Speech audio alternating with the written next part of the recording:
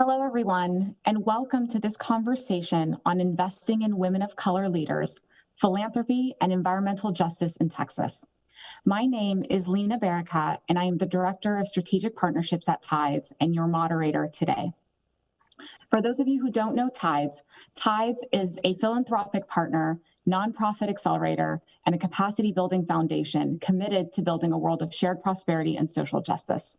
We work across sector with foundations, mission-aligned companies, individual donors, and social change leaders by providing them the infrastructure, resources, and tools they need to accelerate on their missions in alignment with our shared values. I'm also coming to you today as a proud member of the Women Donors Network and board member of the Donors of Color Network, and thrilled to be here to amplify an issue of utmost urgency and importance to the communities and organizations in which we serve and come from, and to hear from the leaders who are not only directly impacted by these issues, but who are simultaneously the ones leading the fight for justice and who have the solutions to them. For many of you who are here, it should come as no surprise that in the philanthropic and funding ecosystem, the distribution of funding to women of color-led organizations are egregiously low.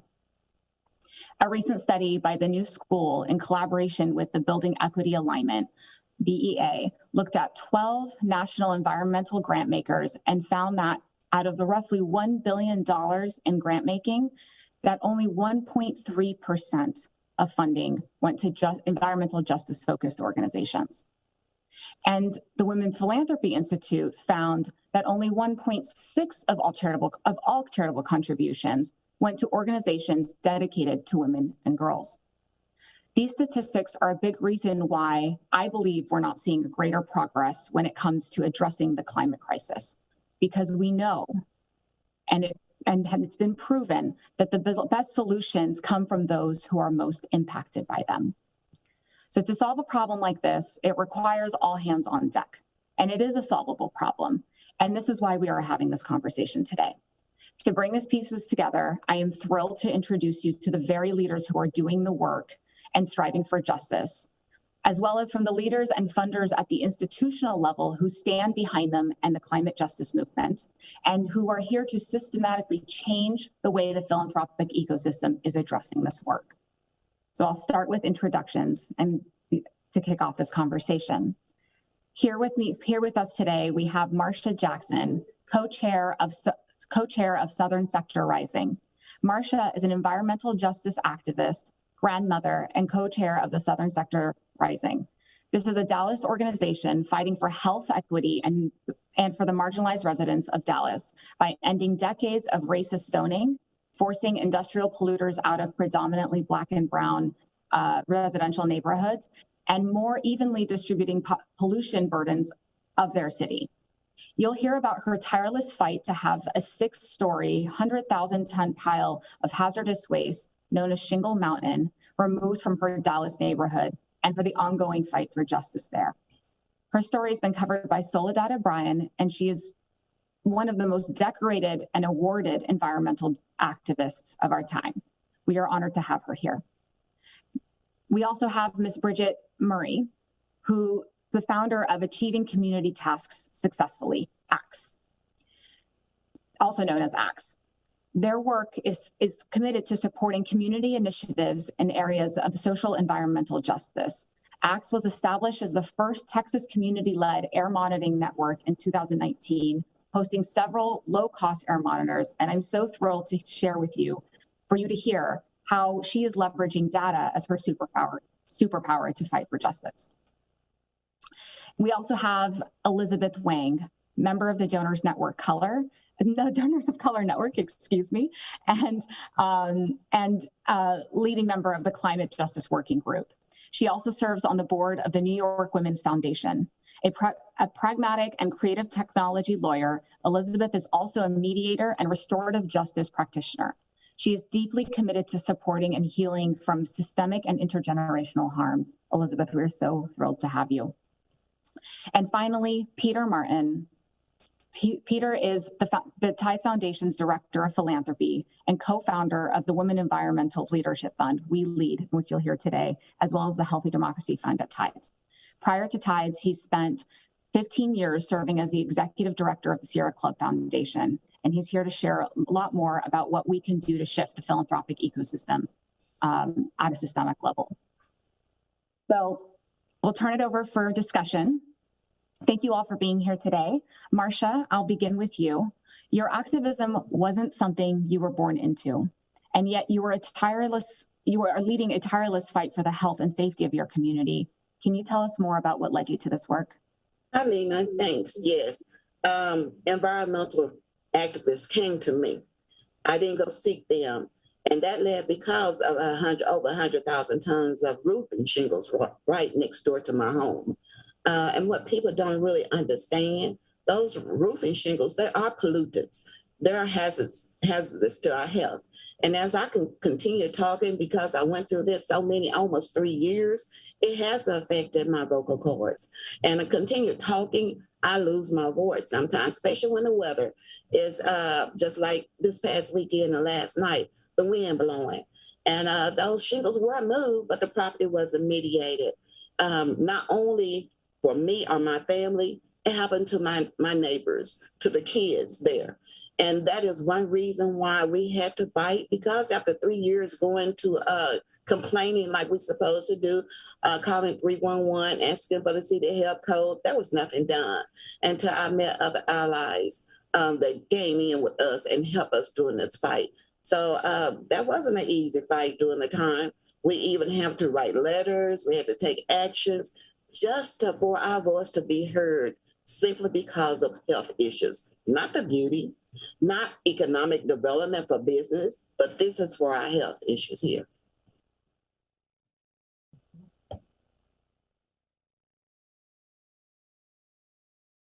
Thank you for sharing that. And Marsha, you know more than anyone, it is no secret that current approaches to industrial zoning and city planning is not only rooted in racism, but is also a leading contributing factor to environmental injustice. Can you share more about how these laws and policies are disproportionately impacting your community? And Yes. how are you engaging locally with the city of Dallas on what's going on with Shingle Mountain? Sure, Lena. My property and my neighbor's property is agricultural zoning. And a lot of zoning has to do with environmental injustice, and that needs to be changed. Right next to me is heavy industrial metal zoning. That should never happen. Staffing need to be educated more, because during the fight that we have, they were saying that they're doing what they're supposed to do. That's not true. Even though it is an industrial heavy zoning next to residence, you still have to have a SUP and a CO. Business don't. We're still fighting now today, because even though Shingle Mountain has been moved, the little community we have in our area, we have fought 8 different batch plants. Those batch plants are constantly affecting our health. At my age, I never had to go to a lung doctor before. I never had to constantly have the ENT look off in my vocal cords, because they've been damaged. I never had to go through and have different allergy tests done before to figure out what's going on through me. And that does need to be changed. The city, TCEQ, EPA, they need to have better laws, because when it has something to do with your constituents' health, that needs to be priority. We are trying to get our community rezoned. We have gone through the planning commission. That's what the city does. We're right now number 12 on the list for almost 3 years. They have not moved up, and that's one thing I really want to fight when it has to do with the health. Understand the necessity, the emergency of this, and it needs to be able to move faster. No one should have to go through what my community going through. We're still fighting here in the city of Dallas that there's more batch plants coming in the community. Why is that? I do not understand that, and that we'll continue fighting that, because everybody in the community should be able to breathe clean air the same way. We have one in West Dallas right now that's been there over 70 years with no SUP and no CEO. So yes, the question, what they need to do, the city of Dallas need to enforce these regulations, more of enforcement on those. We were forced because we raised the concern about these illegal batch plants and illegal companies coming in with no SUP or no CO. We were retaliated because they wanted to come to us by rezoning, simply because we had our trash cans at the end of the trash bins at the end of the street. Why is that retaliating against residents when you have all these business with these illegal companies and nothing is being done about it? So we'll continue fighting those rezoning areas. You know, I just have to say it that because of what I went through and what my community went through, I was selected to be the voice of the community because my neighbors, most of my neighbors are Black and brown community. They were almost like they were retaliated because of their voice. So, you know, me, I would come in and I took the control of that. So I'm going to speak up for them. I'm going to speak up for my family, and constantly, because there was nobody for me and allies came to me. So we need to have a voice for everybody. That encouraged me to study for my doctorate of public administration. So when I do have a seat at that table, I'm able to speak the same way they can. And I know what's the policies and the laws. Activist, a grandmother, an organizer, and now getting your PhD fighting this fight. It is incredible what you're doing. Can you share what can funders do to help you, or community around you, civil society? What can be done to support you and other communities that are impacted by environmental racism and injustice like this? Sure, and I'm going to throw this little plug in that even though Shingle Mountain was moved, the 150,000 tons, we're advocating right now to heal. And that healing included the property was picked up from gain control from the city of Dallas because of the litigation. So we're advocating for that property to be a park, a neighborhood park. And that has everything to do with our neighbors having a voice in that, which we never had before. HKS Architect, they came in with pro bono, designed this park. We also have some allies coming in for support, but we still need help in mediation of that property. We still need the help that the city of Dallas to tell us, okay, you have that property. You know, this is a way to gain from what we have done, the harm. So this is a way for us to be able to grow. So we are looking for advocates to come in and help us, even fundraisers. Dallas Stars Foundation has a website, a link on there on Dallas Stars parkforforums.org, and there are fundraisers to help build this park. So, you know, as we go in, advocates, we and activists, we're doing volunteer work. We have no funds coming in, so we are still advocating and trying to do a fundraiser for this part. Not only that I ask that anybody listen to us, any other activists, write to TCEQ, write to EPA. I just heard last night, it was another batch plant was coming in down the street from us, and this new environmental committee stopped that, but TCEQ approved that. So this has to stop. TCEQ is constantly approving these things that happen in our community. This is our health. This is our life. I'm 63 years old, that I want to continue to grow and see my grandchildren grow, and not to my health continue deteriorating because of something another man put next to us. This is just it's just unspoken. It should never happen. We're also asking for advocating, even with the city of Dallas, right, to our city council, each last one of those, make it a priority. When these pollutants, these batch plants come, it has to stop. That's a priority to change the rezoning. Let us live the same way everybody else. Let us breathe clean air. But we are asking for fundraisers. We're asking for your voice to come out and stand on line for us, to write legislations. We're also gaining now because of Coast Climate, the law policy. We're joining in with them also, and that's a help attraction. People has to understand more about environmental justice and environmental issues. Absolutely, and thank you for all the work that you're doing to get us there. Bridget, and we'll come back to you, Marsha. You're welcome to jump in to many of these questions are for you as well. Bridget, your experience follows a similar theme as it pertains to toxic and illegal dumping, but you're also responding to the impact of the crises and disasters such as the rolling blackouts, food deserts, the recent freeze storm you had in Texas, and the impact of COVID near Houston. Can you tell us more about what's happening in your community and how your organization is leveraging data to fight for change? Well, thank you, Lena, for that question. And it is an honor to be here. And I'm so glad to hear Ms. Jackson's story as well as to what she's experiencing. And she lives in a city where they have zoning.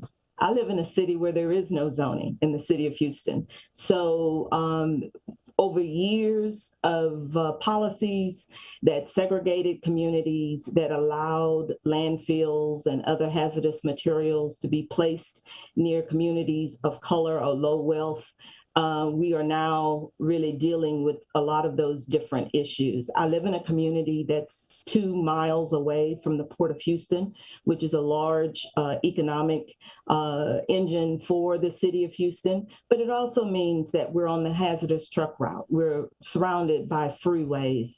And so we are dealing with issues related to air quality, as well as areas where ExxonMobil had a plant right on the other side of a fence line of the community that was contaminated. So we had to go through that environmental cleanup.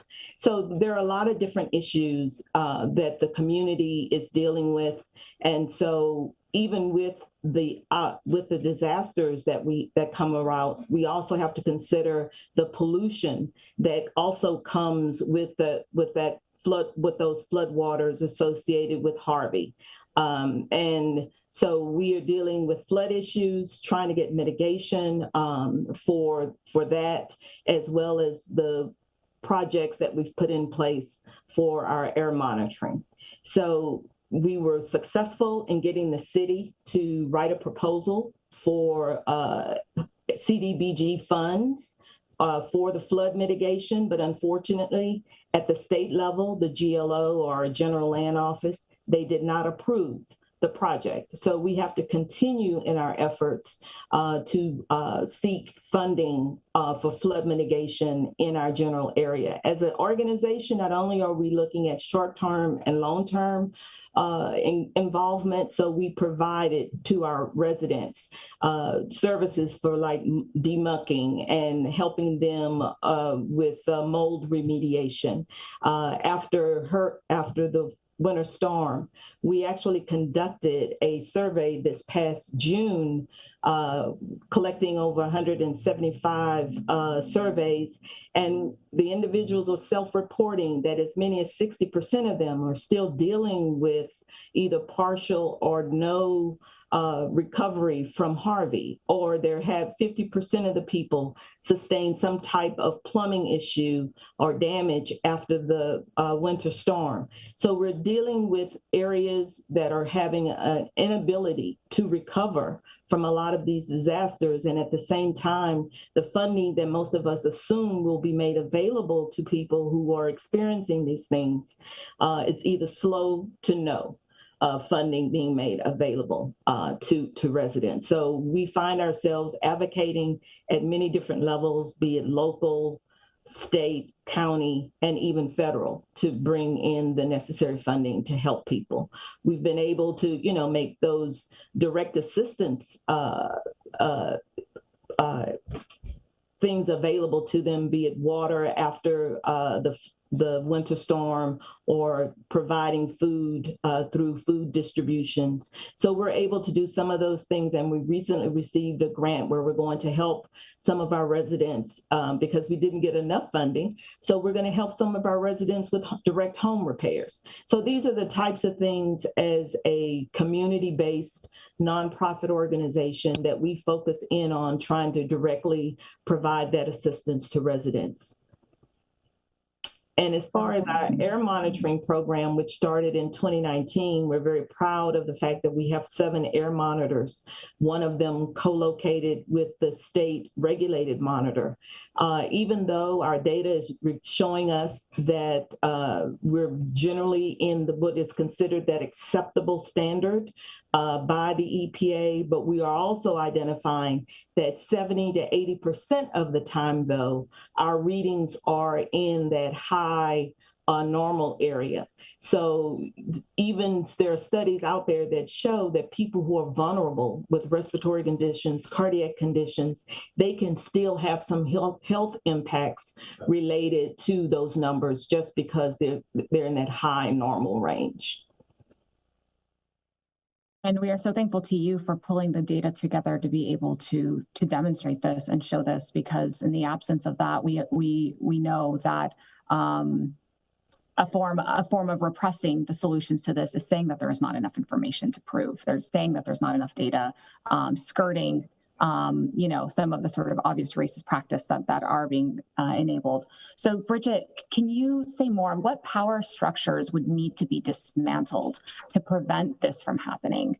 And I'll ask you the same question I asked Marsha. What can funders or the community, civil society do to help support your community and communities impacted by environmental injustice in general?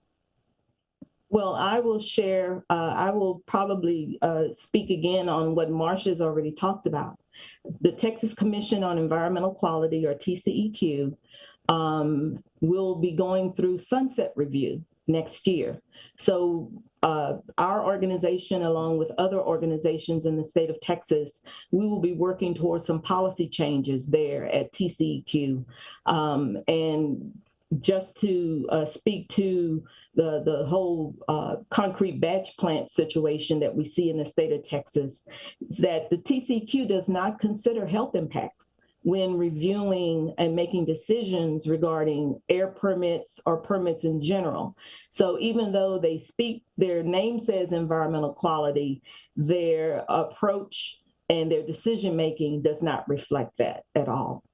And if funders can assist organizations like ours, I would say that financial and legal support is basically what community-based organizations can always use, because again, at that community level, there are resources that we don't have available to us. And so being able to speak with individuals in the legal field, being able to have connections with like Earth Justice. We have a local nonprofit, Lone Star Legal Aid. So we work directly with organizations like that to help us with some of the environmental issues that we're dealing with on a day-to-day basis.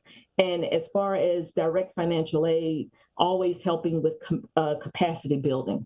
Operation level capacity building is always something that small organizations can use to help them with the issues that they're dealing with. So happy to hear you touch on many of the organizations in which we partner with and support, and will continue to do so with you, and support in capacity building and infrastructure. Thank you so much, Bridget. Peter, over to you. You are the Director of Philanthropy at Tides with 2 decades of experience in climate justice work. What led you to this work and to starting the Women Environmental Leadership Fund at Tides? And you're focused on funding in Texas. Why? Right. Thanks, Lena. I appreciate that. Appreciate the introduction, and also just super honored and privileged to be with this great panel. Marsha and Bridget, thank you for all your tremendous work for your communities and for all of us. It's just so inspirational to hear all the work that you do on behalf of all of us. And also want to thank the Big Bang organizers. And when I was preparing for this, I sort of looked at, what the event was about. And one of the organizing principles, which I think gets to the heart of what we're talking about today, is this, and I'm going to read this. As we think about how to address the climate crisis, it's not enough to build new businesses and investment frameworks if they simply maintain the status quo of concentrating wealth in the hands of the few. We must ensure that while money is changing hands, the power does too. And that really is at the heart of our funding, and I think at the heart of the Climate Justice Pledge, and really understanding that local communities, especially communities of color, organizations led by people of color, they have the solutions and they're working hard for them, and we need to resource them appropriately. So I spent my career, most of my career up until about 4 years ago, working in those big green groups, the big national organizations. I was executive director of the Sierra Club Foundation for a long time.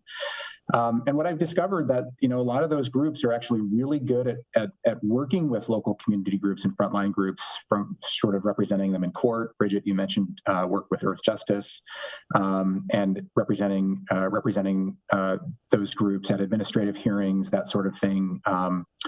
And those are powerful partnerships that achieve certain outcomes that align with a specific set of campaign goals that the big green groups have sort of identified as priorities. And that's really important work, and I want to stress that that's impactful work, but yet at the same time, it's not nearly enough. This approach doesn't necessarily take into account the needs or experiences of the frontline communities, nor does it empower them or sustain them to drive for solutions over the long term, or for solutions that their communities need to thrive. So really ensuring that we can resource the frontline groups appropriately, capacity building support, and over the long term, not around specific campaign goals or outcomes, but really to help these organizations thrive and these leaders grow. So time and again throughout my career, I've learned that the real heroes, the ones who are fighting tirelessly to protect their communities, and are most impacted by environmental pollution and climate impacts, are also key to winning on climate for all of us. They are facing an existential crisis every day, and yet they are tireless, relentless activists that are bucking up against entrenched power structures, and they're winning. As you heard from Marsha and Bridget, they're winning in many cases. And it happens that these community leaders, many of whom are women of color, are completely under-resourced.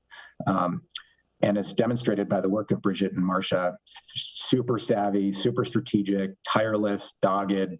And I just sort of imagine what would be possible if we could dramatically shift the amount of resources that made their way to frontline groups. And that really was the inspiration behind launching the Women's Environmental Leadership Fund, TIDES. We call it We Lead. The goal is to position and resource vulnerable frontline communities, organizations, and leaders to win. They are the change agents who are systematically underfunded, and we're creating a big tent to support EJ leaders, particularly Black, Indigenous, and women of color across the country. So what can we do? What else can we do? We can all sign the Donors Color Network's Climate Funders Justice Pledge. TIDES did that alongside 21 other top foundations, which calls for greater transparency regarding the percentage of climate funds currently going to BIPOC groups, and calls for at least 30% of U.S. climate funding be directed toward BIPOC-led justice groups. We encourage other foundations and funders to do the same. We're going to hear, I'm sure Elizabeth is going to be making the same pitch in a little bit. We also need to target our funding in places that have a significant sway on the future of how we as a country address the climate challenge. And in that regard, a lot of roads lead to Texas. Science tells us that the United States must aim to virtually eliminate greenhouse gas pollution by 2050 if we are to prevent the worst impacts of global warming. This goal cannot be achieved without significant action in Texas. In fact, Texas emits almost as much U.S. greenhouse gases as the second, third, fourth largest states combined. And yet, there's tremendous opportunity in Texas. Texas is undergoing seismic demographic and political transformation. Ensuring that climate action and equity are part of that transformation will have huge implications for state, federal, and international climate policies and progress for years to come. So to that end, at TIDES, and in partnership with our donor partners, we're aligning with a host of other funders to bring more resources to the front lines in Texas. For example, from 2020 to 2021, TIDES funding alone in Texas doubled to nearly $5 million.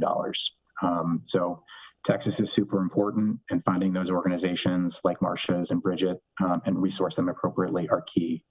I think that's it, Lena. Awesome. Thank you, Peter.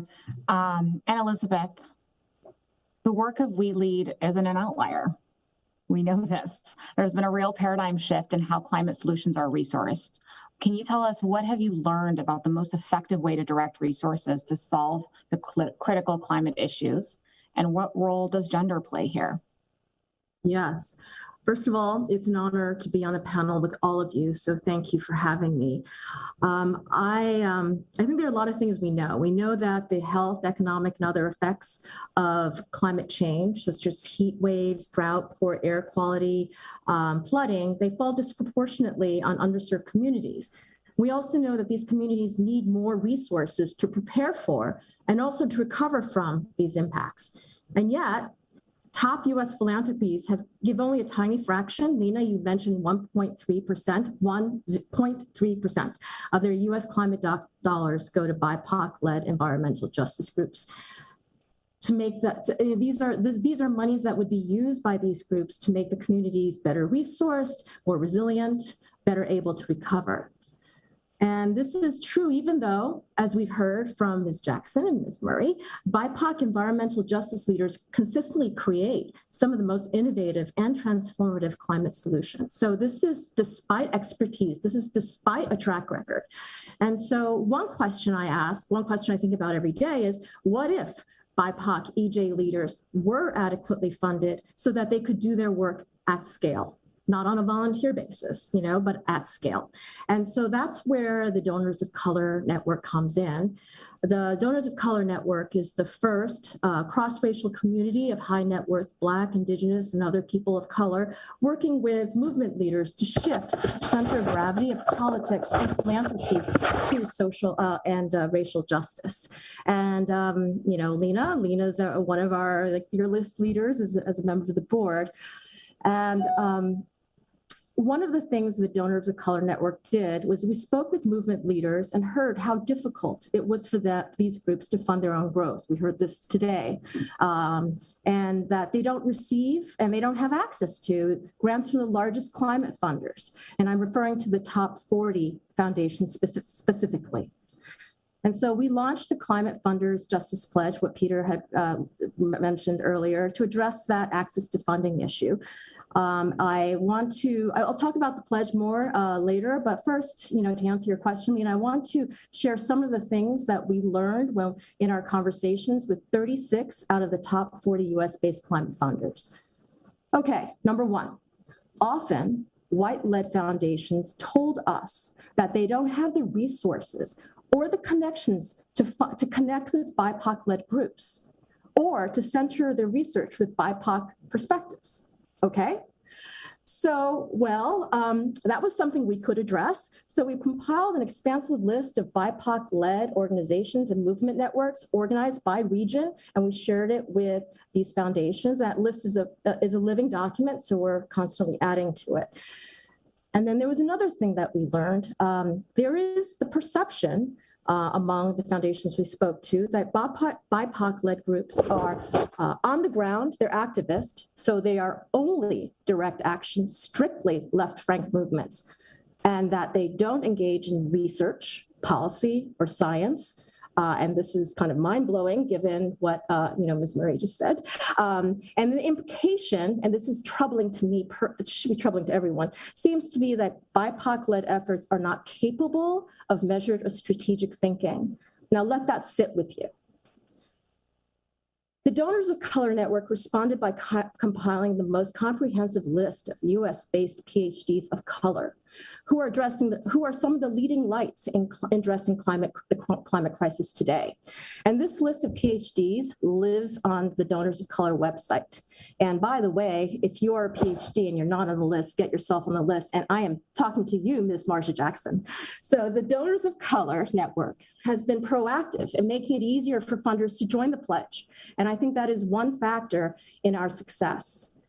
But also, Lena, to answer your question directly about the gender lens, I think the reasons why BIPOC women-led CJ organizations, that's a mouthful, are underfunded, no matter how innovative, no matter how effective, are the usual reasons why not. These leaders aren't where the funders are looking. and they may not be vouched for by the right people, quote unquote. And their organizations may not have the resources to put together the right grant applications. Everyone knows grant writing is its own job, to pull together the data for compelling application. And that leads directly to the Climate Funders Justice Pledge. Our goal is to shift the center of gravity in climate funding toward equity. And so let me go a little bit more into, we launched the Climate Funders Justice Pledge in February of this year, 2021. The pledge is, we call on climate funders, one, to publicly report how much of their climate funding is invested in BIPOC-led organizations. That's a transparency measure. And two, to commit to directing no less than 30%, that's a floor, not a ceiling, of their US-based climate funding money to BIPOC-led justice-focused organizations. And that all happens within a 2-year timeframe. So that's a lot, but think about it. That makes total sense. You don't manage what you don't measure, right? And also transparency goes hand in hand with accountability. And so our goal is to shift over $100 million in foundation funding to BIPOC-led organizations over the next few years. And since the pledge launched in February, 26 foundations, including Tides, has committed to at least the transparency portion of the pledge, and we are making inroads every day. And so we are calling on additional funders to answer a call to action. Thank you, Elizabeth. I am so proud of the work Donors of Color are doing on the launch of the Climate Justice Pledge, Climate Funders Pledge. It's started really hard conversations. It's left many foundations scrambling. We've had several foundations and frankly, other intermediaries call us and say, how did you do it? It seems so simple. I mean, 30%, as you said, is a floor, not the ceiling of where we want to see it.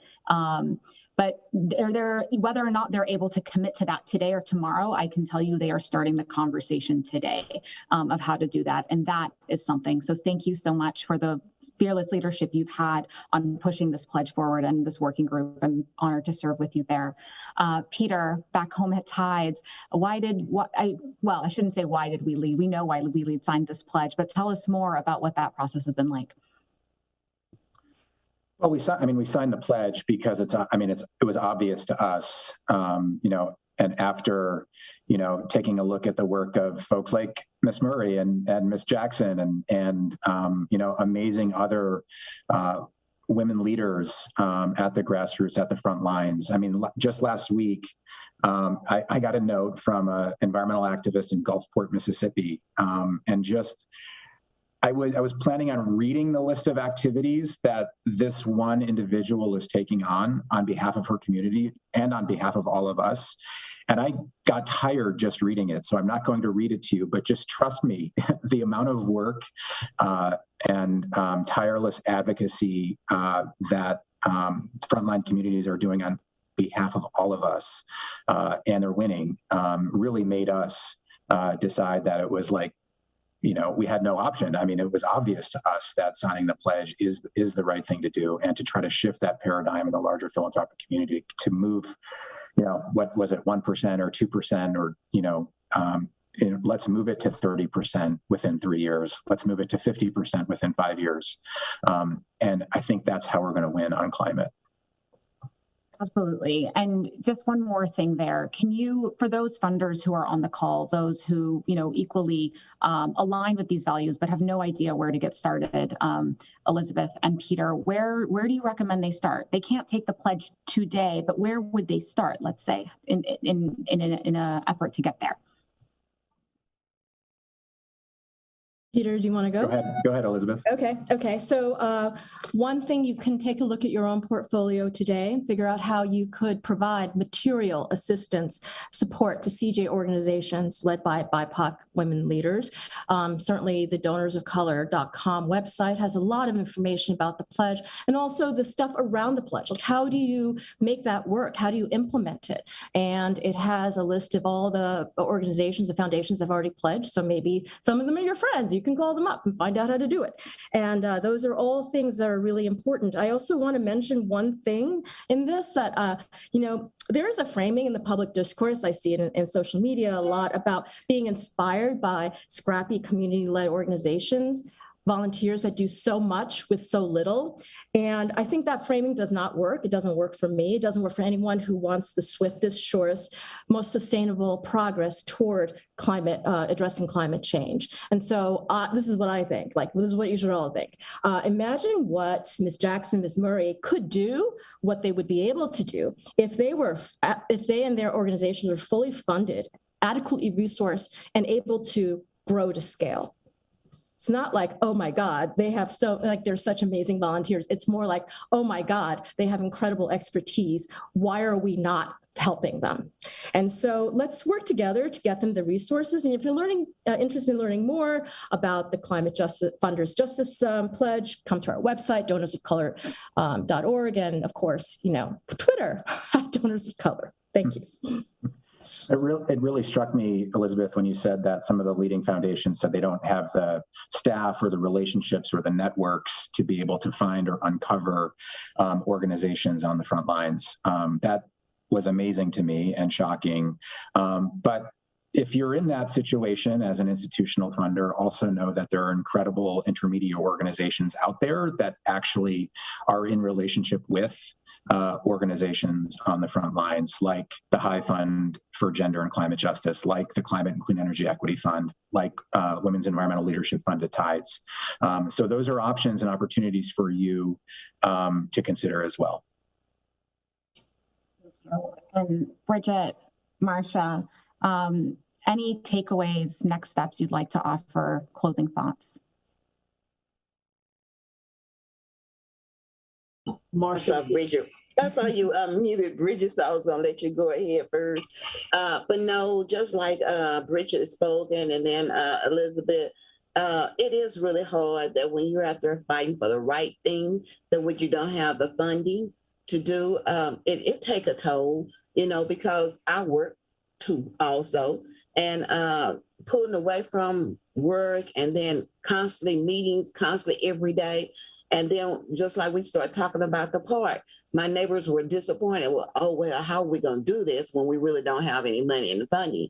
That we recently, people have heard our story, and we have heard one group did come out. We got a grant for that, but we, like Elizabeth said, we still need help to write grants, administrative help also. So we're constantly needing some kind of help from the organizations and the donors, and that will grow. And that is a dream to come true. Like you said, what if we did have it?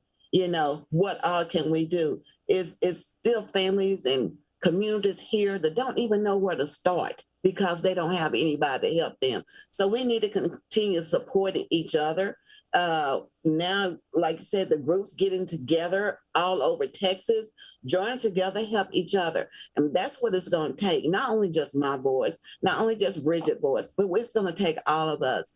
And also what I really want people to understand and look at, just because it's low-income neighborhood, we all deserve to have the same clean air like the other communities, where there is just a low, black, brown, red, yellow, and endangered. We all need to have the same air, the same thing. And the priority for health, it has to change. They have to look at that. I was listening the other day about the council. They more focused on getting a park bill that's been there, hadn't been there for years and years. What's wrong with making sure it's no more pollutants coming in the community? That's the first priority, besides the economic development so much. Yes, we know money is going to come into the community, but we also make it the priority for the health of the people first. And I want to echo a lot of what Marsha's saying. And my background as a retired nurse, brings me to the table, being concerned about health and health impacts. So that was a big driver for me when I got involved with the nonprofit environment. And so, and I appreciate this honest discussion about what's happening at the community level and what more can be done to help community-based groups do more in their communities, because at a personal level, you find that you're willing to do more because you're not only helping your neighbors, your friends, your relatives, but you're also helping yourself. And I think that that's very important in how we engage and how we approach the work that we're doing. And this whole grant application process, it is such a learning curve associated with that. And to be honest, the last grant that we submitted, we're still waiting to hear information, but we have been approached by so many different community groups who have an interest in starting their own air monitoring network. And we know through our experience, through that whole trial and error approach that we had to go through, that there are just different resources that we all will need. And we're starting to talk to community colleges. How can we get some of this information into their curriculum so that it's not just ACTS in the city of Houston, that there are other community-based groups that are able also to be there to be able to do their own work. So we're all working towards engaging others and improving the situation, not only in our community, but other communities. Bridget, that to point out something you said that I, at Tides we're constantly trying to push towards best practices in the funder ecosystem, and that is around shifting the burden of proof off the communities who are doing the work and onto those who have the space and the privilege and the access to resources to do the work themselves, shifting that. So I think how we do grant applications, how we do that really does need to change, and we need to be having a conversation about that across the board. So thank you for bringing that up. Peter, Elizabeth, is there anything else you want to say before closing out? We have just 2 minutes. Go ahead, Elizabeth. I'm done, but thank you. Oh, Peter, you're on mute. I would say support ACTS and support Southern Sector Rising first and highest priority take away from this conversation. And look to funding initiatives like the We Lead Fund and others who are in community and in partnership with local organizations. If you're looking for, resources and connections and to build your own knowledge and networks. And let's shift the power and the resources to those with lived experience and who are struggling every day, right? And not just financial resources, but access and networks and expertise that you may have. All of those things are tremendously helpful. Yeah, I would say those 4 things. Excellent. For those of you listening, thank you for joining us. I hope you're able to take down some of the resources, advice, considerations, or conversations back to where you are. Please visit www.tides.org, Donors of Color Network, Southern Sector Rising, and ACTS for more information or to support these organizations. We thank you so much for being here. Goodbye. Thank you. Thank you.